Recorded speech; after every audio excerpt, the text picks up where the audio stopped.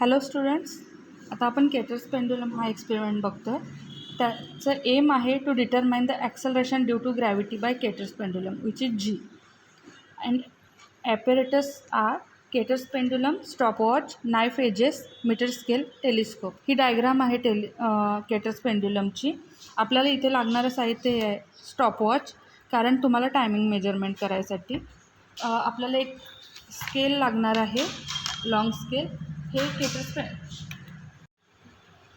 Caters pendulum आहे, हे remove होतं.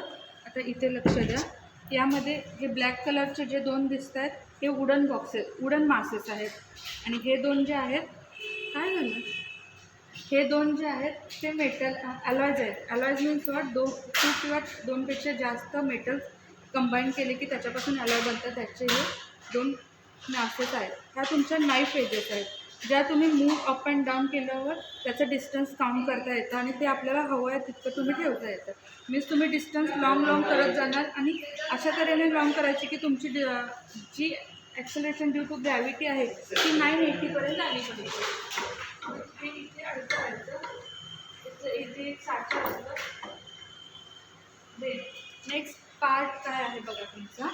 आता नेक्स्ट फॉर्म्युला काय आहे, g means what, acceleration due to gravity which is equal to 8 pi square in bracket L which is length divided by t1 square plus t2 square.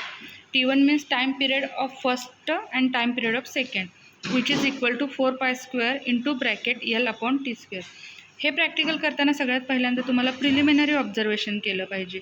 Means what, जे masses दिलेले आहेत ॲलॉयचे आणि वुडनचे, ते असे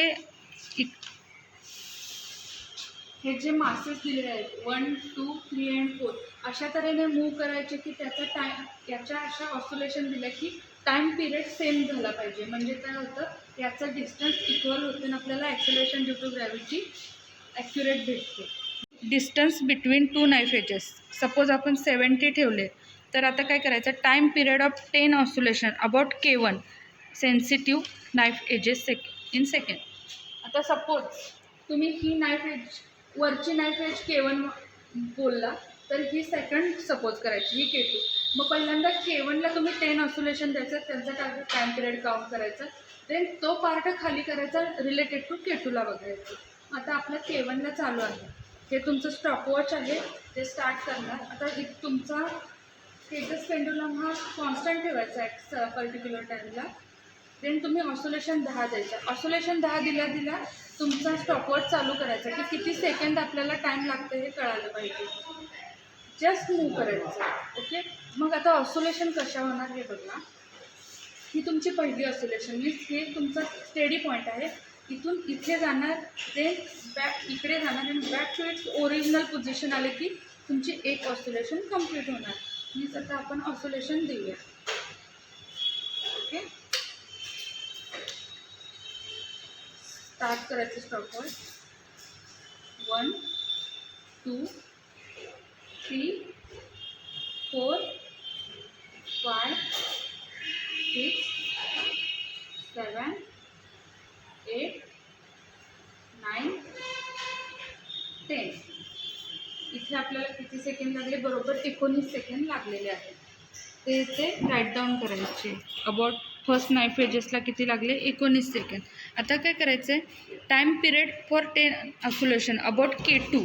means आता इकडे लक्ष द्या, हा केटर्स पेंडुलम शिफ्ट करायचा. मीन्स आता रिलेटेड टू K1 काढला तर रिलेटेड टू K2 काढायचं.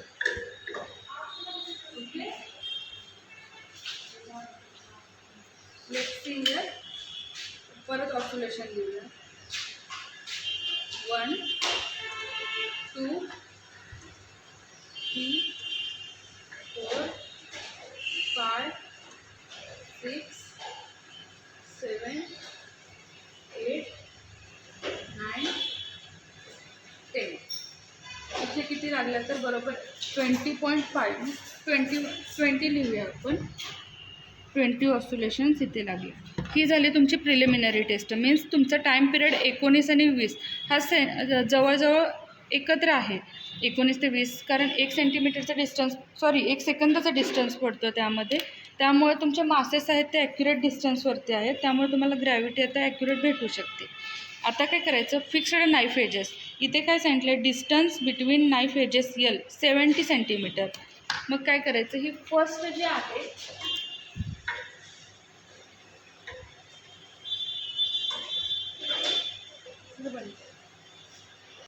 ही फर्स्ट नाईफ एज आहे, ही सेकंड. या दोन्हीतलं डिस्टन्स कॉन्स्टंट ठेवायचं आहे 70. मग आता हे किती आहे, तर 74 आहे. याला 70पर्यंत करायचं आहे. मग आता 70पर्यंत करायचं तर काय करायचं, पहिल्यांदा हे मागं लिहून घ्यायचं, वरती घ्यायचं आणि इथं हे 70 ठेवायचं, इथेपर्यंत 70 होते.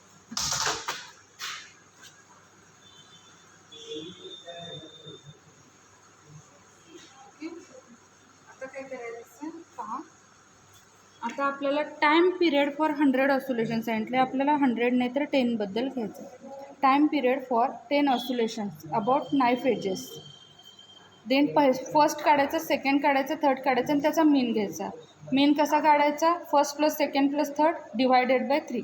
जेवढ्याचे ॲडिशन केले तेवढ्यातने तुम्ही डिवाइड करायचं त्याला. आता काय करायचं, 10 ऑस्युलेशन द्यायचे, स्टार्ट करायचं. 1 2 3 4 5 6 7 8 9 10. किती लागले चेक करा, 19 सेकंड तुम्हाला लागले. मग इथे 19 घ्यायचं. देन सेकंड पण सेमच येतं. आता इथे नाही वेळ आपल्याला करून दाखवायला. टेंटेटिव्ह घ्यायचा 18, देन अगेन 90. टोटल काय येणार बघायचं, 19 + 18 + 19. 1 second. 19 + 18 + 18 55 is equal two divided by 3. म्हणजे तुमचा मीन काय आला, 18.33. आता काय करायचं, टाईम पिरियड काढायचं आहे. तर capital T is equal to small t divided by 10. आपण 10 ऑस्युलेशन घेतल्या म्हणून 10. मग आता टाईम पिरियड काय आला आपला, 18.33. त्याला डिवायडेड बाय काय करायचा, 10. किती आला, 1.83. 1.83 सेकंड तुम्हाला, जेव्हा आपण 2 नाईफ एजेसमधला डिस्टन्स 70 सेंटीमीटर ठेवतो तेव्हा. हे झालं फिक्स्ड नाईफ एजेस. आता आपल्याला सेकंड पार्ट करायचं आहे, ते मूवेबल नाईफ एजेस. त्यामध्ये काय करायचं, distance between knife edges L is equal to L -5. म्हणजे 70 - 5 65 आणि 70 + 5 75. ओके. मग याचे आता टाईम पिरियड करायचे. आता आपले 70 आहे, आता आपल्याला 65ला करायचं आहे. तर परत हे करायचं, इथून कसं होणार, आता आपल्याला 65 इथंपर्यंत न्यायचं आहे. तुम्ही मास वरती घेऊ शकता.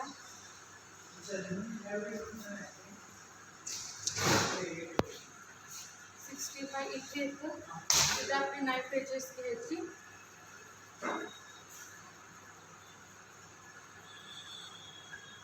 नाईफ एज फिक्स करायची, 10 ऑस्युलेशन द्यायच्या. 1 2 3 4 5 6 7 8 9 and 10. किती लागले आपल्याला, 17 सेकंड लागले. इथे लिहायचे 17 सेकंड.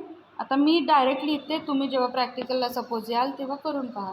Again 17 again 17. मीन किती आला, 17. 17/10 ऑस्युलेशन किती आलं, 1.7. राईट. मग आता काय करायचं, यल +5ला 75ला घेऊन बघायचं. परत नाईफ एजेसमधला डिस्टन्स किती ठेवायचं, 75. इथे 75 होतं.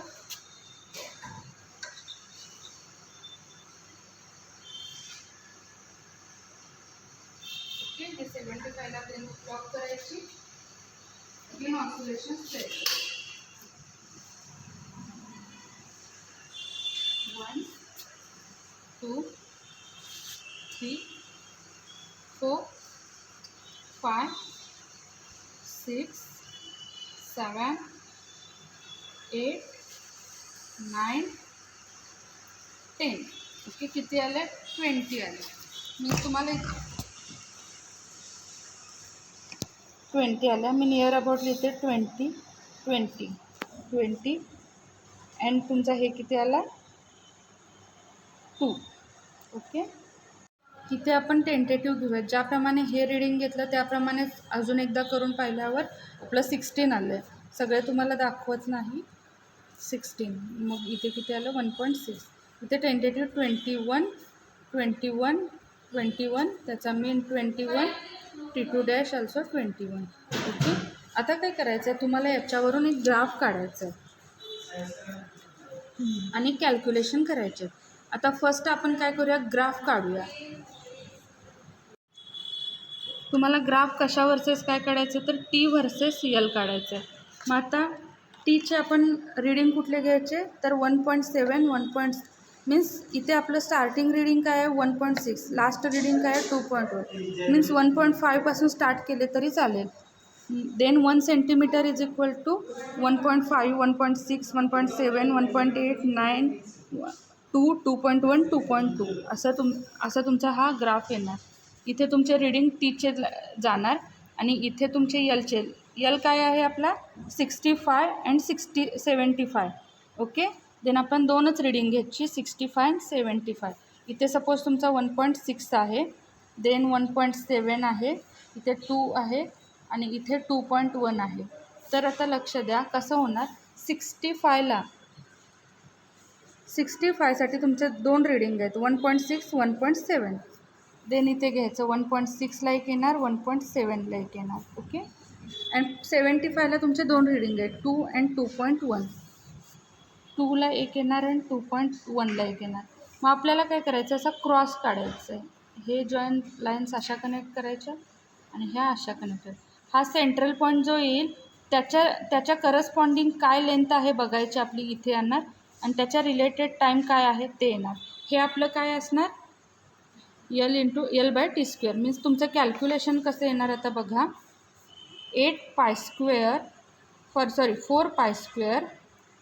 L/T². देन L काय येणार 4, 3.14 होल स्क्वेअर.